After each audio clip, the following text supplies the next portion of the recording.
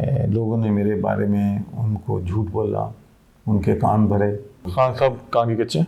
जी, ये एक प्रॉब्लम है जिसकी वजह से उनको नुकसान भी होता है। तो जो सब जब आपने अपनी आखिरी प्रेस कॉन्फ्रेंस की गवर्नर हाउस, हमने पहली बार फराह गोगी और जमील गुजर का नाम सुना और आपने बड़े इल्ज़ाम लगाए। आपने कहा आपके पास फाइल्स भी हैं और मैंने सुना आज उनको नोटिस भी जारी हो चुके हैं। वो फाइल्स आपके पास मौजूद हैं एविडेंस के तौर पे या क्या? देखिए, मैं किसी के बारे में फाइल्स न रखता हूँ, ना मेरा ये काम है। लोग आते थे, बताते थे कि हम पोस्टिंग के लिए, ट्रांसफ़र के लिए या कोई अपॉइंटमेंट के लिए हम पैसे जो हैं दे के आए हैं, और ज़्यादातर कि वो ज्वेलरी सेट ज़्यादा होते थे। अच्छा। तो वो मैं सोचता था कि इतने ज्वेलरी सेट मैडम क्या करती है? सब करप्शन ही है, बेशक उसके पैसे से यूनिवर्सिटी बने। अगर आप समझते हैं कि करप्शन का पैसा लेके आप मस्जिद बना दें तो वो जायज़ हो जाती है, तो मैं तो जायज़ नहीं समझता। क्या आपको लगता है कि अगर इमरान खान साहब की सियासत में बुशरा बीबी वाला एलिमेंट ना होता तो खान साहब कदरे बेहतर सियासत करते? फैसले जो है ना जी, हुकूमत जो चलानी है तो फैसले सियासी लोगों से होते हैं। वो तनवीर इलियास साहब वाला क्या मामला हुआ था? वो कोई उससे पहले कोई किसी आप एक एजेंडे पे पहुंचे नहीं थे? मेरा ख्याल, मैं बहुत और भी लोगों ने इंटरव्यू किया है, वो मेरे दोस्त हैं, भाई हैं, बस इसी बात पर हैं। आपने जब नून लीग छोड़ी उसके बाद उनके हालात ख़राब हो गए, आपने पीटीआई छोड़ी उनके हालात ख़राब हो गए, और आपने जिस जमात को ज्वाइन किया वो इक़्तिदार में आ गई। अब आगे क्या होने जा रहा है?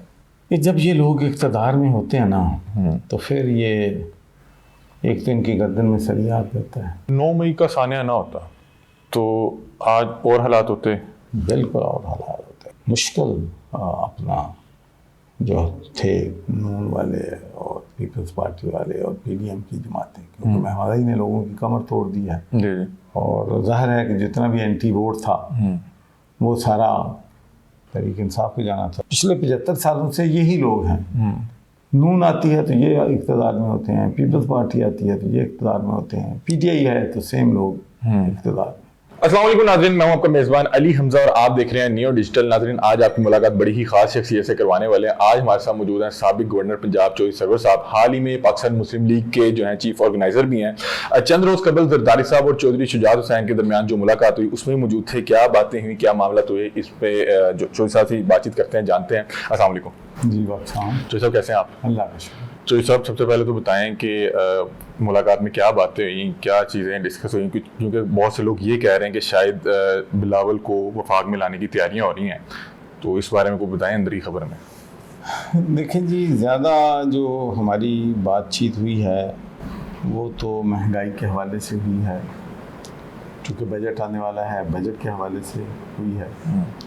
और हमने जरदारी साहब से यही कहा कि वो भी मैसेज दें जो है वज़ीर ख़ज़ाना को, चौधरी शुजात खुद भी देंगे कि टॉप प्रायोरिटी जो है हमारी इस बजट में महंगाई जो है उसको कम करनी होनी चाहिए। और दूसरा, जो तनख्वाहें हैं वो बहुत कम हैं। देखें, डॉलर 190 रुपये से पिछले एक साल में 325 तक पहुँच चुका है। बिल्कुल। तो महंगाई भी उसी हिसाब से हो रही।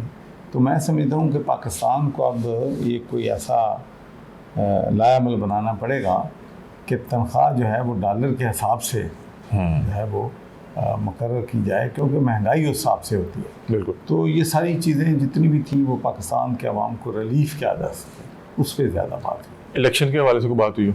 ये इलेक्शन के हवाले से ज़रूर बात हुई है कि इलेक्शन जो है वो कब होने हैं, कैसे होने हैं। तो उसमें इंशाल्लाह अभी तक तो कोई किसी किस्म का हमारा न सीट एडजस्टमेंट का, ना कोई इलेक्शन की स्ट्रेटजी पे बात जो है वो तफसीली। इलेक्शंस होने जा रहे हैं क्योंकि बहुत से लोग कह रहे हैं इस साल शायद नहीं हो पाएंगे। कुछ भी मुमकिन है पाकिस्तान में, लेकिन हमारी जो पॉइंट ऑफ व्यू है वो ये है कि कानून और आइन के तहत इलेक्शन वक्त पे होने चाहिए। इलेक्शंस होते हैं तो आप लोग पाकिस्तान पीपल्स पार्टी के लाइन या इत्तेहादी जमात बनेंगे? अभी कोई फैसला नहीं, अभी इस मतलब कोई बात नहीं। हम देख रहे हैं कि पाकिस्तान मुस्लिम लीग काफ जो है उसमें सिर्फ आप ही भागदौड़ कर रहे हैं और आप ही एक फेस हैं। बाकी जो बड़े बड़े नाम हैं वो घर से भी बाहर नहीं निकलते। देखें, शाफी हुसैन साहब हैं जो पंजाब मुस्लिम लीग के जनरल सेक्रेटरी हैं जी। तो वो भी माशाल्लाह बहुत एक्टिव हैं। अंसर हयात हमारे नॉर्थ पंजाब के जो प्रेसिडेंट हैं और इस्लामाबाद के भी ऑर्गेनाइज़र हैं, वो भी बड़ी मेहनत कर रहे हैं। फिर हमारी जो टीम इस्लामाबाद में है वो बहुत एक्टिव है। और फिर हम तंजीम साजी जो है वो पूरे मुल्क में और ख़ास पंजाब में तंजीम साजी का भी अमल जारी है। अच्छा, आपने भी चौधरी शाफिर साहब की बात की। चौधरी शाफिर साहब पंजाब के जनरल सेक्रेटरी हैं, उनकी मतलब कि वो किस बुनियाद पे हैं? मतलब कि वो चौधरी साहब के बेटे हैं इस वजह से, या मतलब कि उन्होंने इस ओहदे को हासिल करने के लिए कोई क्रेडिबिलिटी भी साबित की? वो बिहाइंड द सीन्स वो 2002 से एक्टिव था, लेकिन फैमिली ने, मेरा ख्याल है कि वो किसी इलेक्शन में उसने हिस्सा नहीं लिया। तो अब माशाल्लाह वो एक्टिव हैं और पंजाब असम्बली का इलेक्शन जो है वो भी कंटेस्ट कर रहे हैं। हल्के में भी 2-3 दिन गुजारते हैं, पार्टी के अमूर जो हैं उनको भी देखते हैं। उसके अलावा सालिक हुसैन साहब भी काफ़ी जितनी भी दिलचस्पी है वो ले रहे हैं। तो सारी टीम मैं समझता हूँ कि मुतहर्रिक है। चौधरी परवेज़ इलाही साहब के हवाले से कोई बातचीत हुई हो? क्या इन फ्यूचर आप लोगों का प्लान है उन्हें अपने साथ लाके खड़ा करना, या इस पर कोई बातचीत हुई हो?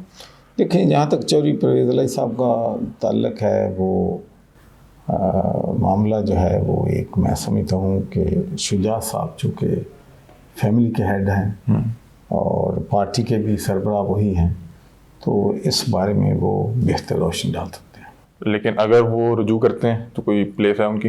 नहीं, मैं इस बारे में कुछ नहीं कर सकता। ये फैसला चौधरी शुजात, शाफी और सालिक ने करना है। अच्छा चौधरी साहब, वो तनवीर इलियास साहब वाला क्या मामला हुआ था?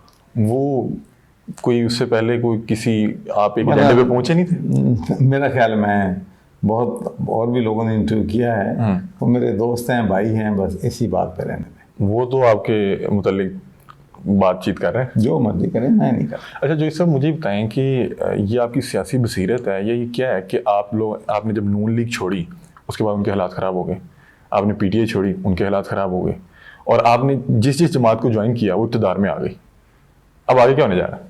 देखिए, असल बात ये है कि जब ये लोग इक़्तिदार में होते हैं ना, तो फिर ये एक तो इनकी गर्दन में सरियात रहता है, दूसरा ये समझते हैं कि अकल कुल है, बात नहीं मानते। और लेकिन मुझे पता चल जाता है कि अब हालात जो हैं ख़राब होने वाले हैं, इसलिए कि जो जैसा बोगे वैसे ही काटोगे। बिल्कुल। तो ये तो मामूली बात है। मैंने तो यहाँ तक कह दिया था 18 महीने पहले कि जिस रास्ता जो हमने इख्तियार किया है, ये रास्ता जेलों की तरफ जाता है। हम सब ने जेलों में जाना है, जेलों की रिफॉर्म्स पे बात कर लें। मैं मजाक में कहा था, लेकिन देखिए नज़र आ रहा था कि जिस कन्फ्रंटेशन की तरफ हम जा रहे हैं, देखें ये कोई रॉकेट साइंस तो नहीं है। अगर ये जो आज 2-3 केसेस भी हैं जो खान साहब पे, 2 केसेस जो हैं, तोशा खाना केस है, ये 190 मिलियन पाउंड वाला केस है, तो ये तो किसी भी वो वकील से पूछते, किसी भी लॉ ऑफिसर से मशावरत करते, तो उन्हें वो बिल्कुल एडवाइस करता कि ये काम नहीं करना चाहिए। तो ऐसे जब एडवाइज़र होंगे तो फिर ले डूबेंगे। चौधरी सरवर साहब, आप पिछली हुकूमत का भी हिस्सा रहे और आपकी जो जमात है वो इस हुकूमत की भी तहादी है तो है, क्या समझते हैं कि कौन सी हुकूमत बेहतर थी? क्योंकि आपने दोनों हुकूमतें देखी हैं। मैंने तो मुस्लिम लीग नून की पुरानी हुकूमत भी देखी है, उनका भी गवर्नर जी। फिर तहरीक इंसाफ का भी गवर्नर रहता हूँ। चले तीनों में से अगर रेट करना हो। फिर जो है वो कहते हैं अपने, क्या नाम है उनका, जो क्या रियासत बचाने आए थे, सियासत, कह रहे हैं कि जी 13 जमातों ने कमाल माशी तरक्की कर दी। ये तरक्की वो कम अज़ कम मुझे तो नज़र नहीं आती है, ना पाकिस्तान के 24 करोड़ आवाम को नजर। अगर आप ये बता दें कि पिछली हुकूमत ये वाली, मैं तो समझता हूँ कोई भी आवाम की तवक्कात पे पूरा नहीं। आप जो इस वक्त इत्तेहादी हैं, आपको नहीं लगता कि ये अगले इलेक्शन में आपका वोट बैंक ख़राब करने वाली है? क्योंकि जो मुआशी सूरत हाल है और जो महंगाई का आलम है। देखिए जी, अब तो चीज़ें जो हैं वो बिल्कुल, मैं समझता हूँ कि दुनिया की सियासत में, पाकिस्तान की सियासत में भी मैं प्रिडिक्ट कर देता था कि अब नवाज शरीफ प्राइम मिनिस्टर बनेगा, अब नवाज बनेगा, अब अपना इमरान खान बन जाएगा, बेनज़ीर भुट्टो जब बनी थी। अब तो कोई नहीं पता कि कल क्या होना है। ऐसा मतलब हर तरफ क्योस है chaos है कि कोई समझ नहीं आती होना क्या। 9 मई से पहले सिचुएशन डिफरेंट, लेकिन खान साहब ने एक अपने आप पे जो सुइसाइडल मिशन था ये जो 1 साल से चल रहा था, तो अगर कोई सियाना बंदा मशवरा दे रहा होता तो इस तरफ उनको कभी भी करने ना देता। 9 मई का सानिया ना होता तो आज और हालात होते। बिल्कुल और हालात होते, और यकीनी तौर पर हालांकि मैं तो फील्ड में था और बहुत मुश्किल अपना जो थे नून वाले और पीपल्स पार्टी वाले और पीडीएम की जमातें, क्योंकि महंगाई ने लोगों की कमर तोड़ दी है जी। और जाहिर है कि जितना भी एंटी वोट था वो सारा इमरान खान को जाना था, तहरीक इंसाफ को जाना था। तो अब सिचुएशन बदल गई है, अब नई पार्टी वाले भी आ गए हैं, कुछ और भी लोग आ गए हैं। आपको लगता है कि तहरीक इंसाफ को इलेक्शन में उतरने दिया जाएगा? देखिए ये इलेक्शन तो मेरा ख्याल है कि हर पार्टी का हक है, लेकिन जिस तरीके से जो लोग मार्टर करते हैं वो पार्टी छोड़ रहे हैं, उससे नुकसान तो तहरीक इंसाफ का होगा। लेकिन मैं समझता हूँ कि जिन लोगों ने भी पार्टी छोड़ी है तो मैं समझता हूँ कि जो इलेक्टेड है वो समझदार है, वो समझते हैं कि इनकी मजबूरी है, ठीक है। लेकिन अगर वो किसी पार्टी में जाएंगे अब तो फिर मेरे अपने ख्याल में वो अपने लिए मुश्किल पैदा। अच्छा चौधरी साहब, मैं आपकी सियासी बसीरत का फ़ायदा उठाते हुए एक सवाल पूछना चाह रहा हूँ। ये सियासतदान कैसे कर लेते हैं? आपने तो तमाम जमातों को पीक पे छोड़ा है और आप तनकीद का हक रखते हैं क्योंकि आप पीक पे छोड़ के गए हैं। जिन लोगों ने अभी हाल ही में छोड़ा है, 4 दिन पहले वो उस तरफ से लड़ा करते थे, मशवरे देते थे, हाँ, और आज वो इधर खड़े होके उधर से मतलब कि इल्ज़ामात की बौछार। इसलिए देखिए मैं आपको बताऊँ, मैं जितना भी पाकिस्तान का जो सिस्टम है उसको देखता हूँ तो मुझे इस पे पूरा यकीन हो जाता है कि चेहरे नहीं निज़ाम बदलो, क्योंकि पिछले 75 सालों से यही लोग हैं। नून आती है तो ये इक़्तिदार में होते हैं, पीपल्स पार्टी आती है तो ये इक़्तिदार में होते हैं, पीटीआई है तो सेम लोग इक़्तिदार में। तो इसलिए मैं तो समझता हूँ कि हमारे जो मसाइल हैं, अगर हम मुतनासिब नुमाइंदगी, प्रपोर्शन रिप्रेजेंटेशन ले आएँ, एक तो इलेक्टेबल से हमारी हमेशा के लिए जान छूट जाएगी और फिर ये अपनी पार्टियों को ब्लैकमेल भी नहीं कर सकेंगे कि हमने इतना डेवलपमेंट बजट लेना है और इतना इसमें से किकबैक और जो है कमीशन लेना है। और फिर एस्टेब्लिशमेंट का भी रोल ख़त्म हो जाएगा, क्योंकि जी किसी को इंडिविजुअल को मैटर नहीं करेगा, लोग पार्टियों को वोट देंगे और पार्टियों को अपने वोट के हिसाब से अपनी नुमाइंदगी मिल जाएगी। तो मैं समझता हूँ कि आप इस रॉटन सिस्टम को ख़त्म करने के लिए कुछ ना कुछ तब्दीलियाँ लानी ज़रूरी है। तो जो सब जब आपने अपनी आखिरी प्रेस कॉन्फ्रेंस की गवर्नर हाउस, हमने पहली बार फरा गोगी और जमील गुजर का नाम सुना और आपने बड़े इल्ज़ाम लगाए, आपने कहा आपके पास फाइल्स भी हैं और मैंने सुना आज उनको नोटिस भी जारी हो चुके हैं। वो फाइल्स आपके पास मौजूद हैं एविडेंस के तौर पर या क्या? देखिए मैं किसी के बारे में फाइल्स न रखता हूँ, ना मेरा ये काम है। मुझे तो इतना मालूम है कि लोग आते थे, बताते थे कि हम पोस्टिंग के लिए, ट्रांसफ़र के लिए या कोई अपॉइंटमेंट के लिए हम पैसे जो हैं दे के आए हैं। और ज़्यादातर जो थे वो जो मुझे सबसे बड़ी सरप्राइज़ चीज़ लगती थी वो ये थी कि वो ज्वेलरी सेट ज़्यादा होते थे। अच्छा। वो मैं सोचता था कि इतने ज्वेलरी सेट मैडम क्या करती है।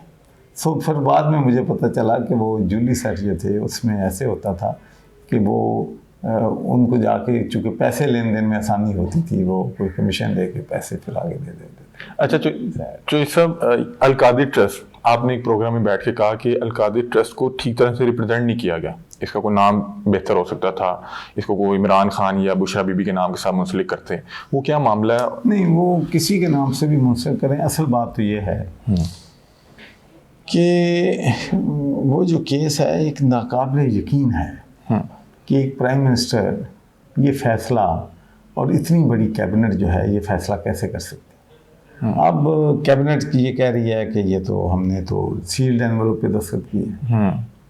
फिर प्राइम मिनिस्टर साहब का ये कह रहे हैं कि जी मैंने लॉ मिनिस्टर से मशवरा किया था, वो कहते हैं हमसे नहीं मशवरा किया। जो सब करप्शन ही है, बेशक उसके पैसे से यूनिवर्सिटी बने। देखिए जी, जो भी अगर आप समझते हैं कि करप्शन का पैसा लेके आप मस्जिद बना दें तो वो जायज़ हो जाती है, तो मैं तो जायज़ नहीं समझता। अच्छा, लास्ट सवाल ये बता दें कि अगर इमरान खान साहब आपकी तरफ दोबारा को दोस्ती का हाथ बढ़ाते हैं, मुश्किल वक्त में है, तो कोई? देखिए, मैं कभी भी परमानेंट दुश्मनी नहीं रखता। मैं जनरली समझता हूँ कि लोगों ने मेरे बारे में उनको झूठ बोला, उनके कान भरे, जो चीज़ जो हकीकत पर मबनी नहीं थी। तो मुझे तो मेरे डायरेक्ट तो मुझे आज तक नहीं पता कि क्यों मुझे रिमूव। खान साहब कान के कच्चे? जी, ये एक प्रॉब्लम है जिसकी वजह से उनको नुकसान भी होता है। तो मुझे तो आज तक नहीं पता। अगर कुछ लोग कहते हैं कि जी वो अब समझते हैं कि मैंने कोई लोग जो हैं वो हमजा शहबाज को सपोर्ट किया, तो भाई 20 लोग लेके गया था जहांगीर तरीन, 5 लोग लेके गया था अलीम खान, 3 लेके गया था सदकोकर। तो जब मैं गवर्नर नहीं था और मैंने सेनेट का इलेक्शन लड़ा था, तो मैंने तकरीबन 20 वोट जो हैं मैंने दूसरी पार्टियों को लिए थे। तो भाई मैं भी कोई 5-10 लोग तो उसको दे सकता था। और फिर दूसरा अगर मैं करता तो जिस तरीके से ये 26 लोगों की कुर्बानी दी है, कोई सियासी जो है वर्कर या सियासी सोच रखने वाला 26 लोगों को, देखो ना, नेशनल असेंबली में कोई कुर्बानी नहीं दी है, उन्होंने वोट नहीं डाला। तो यहाँ पर 26 लोगों की कुर्बानी दी और उस कुर्बानी का फ़ायदा किसको हुआ? किसी को भी नहीं हुआ। 26 लोग सेक्रीफाइस हो गए और नून को भी नुकसान हुआ, तो बाई इलेक्शन सारे हार गए। तो जो सियासी फैसले हैं वो अगर सोच समझ के बगैर किए जाएं तो उसका अंजाम यही होता है। तो अगर मैं इन फैसलों में भी शामिल होता तो मैं उनको ये बेवकूफ़ियाँ करने देता? नहीं, ऐसा नहीं होता। अच्छा चौधरी साहब, ये माजरत के साथ सिर्फ आखिरी सवाल है क्योंकि दोबारा पता नहीं कब मौका मिलेगा। क्या आपको लगता है कि अगर इमरान खान साहब की सियासत में बुशरा बीबी वाला एलिमेंट ना होता तो खान साहब कदरे बेहतर सियासत करते? क्योंकि जितने भी केसेस हैं उनमें उनकी अहलिया का नाम बड़ा नुमाया। जी, बस इसमें मैं तो कुछ ज़्यादा बात नहीं करूँगा, लेकिन फैसले जो है ना जी, हुकूमत जो चलानी है तो फैसले सियासी लोगों से होते हैं, फैसले प्रोफेशनल्स के साथ मिलकर किए जाते हैं। तो अगर मुशावरत का अमल जो है वो खान साहब इक़्तिदार में आने के बाद रखते, देखिए आप जब लोग बैठते हैं कुछ उसकी बात मानते हैं, वो आपकी कुछ मानते हैं, तो हुज़ूर सल्लल्लाहु अलैहि वसल्लम से बड़ी हस्ती तो कोई नहीं। तो वो भी हमेशा मुशावरत फरमाते थे। बिल्कुल। तो जब आप समझे कि मैं अकेले कुल हूँ तो फिर उससे जो नतीजा निकला भी, और सियासी फैसले रूहानियत पे हों तो फिर ये चलो आप जाने। आप बहुत शुक्रिया नाज़रीन, चौधरी सरवर साहब हमारे साथ मौजूद थे और हम इनसे तमाम उस मीटिंग के हवाल पूछ रहे थे कि जरदारी साहब आए क्या हुआ, और दीगर भी इनसे जुड़ी जो बातें थी वो इनसे जानने की कोशिश की। अपनी राय कमेंट सेक्शन में ज़रूर आगाह कीजिएगा। तब तक के लिए अपने मेज़बान अली हमजा को दीजिए इजाज़त। अल्लाह हाफ़िज़।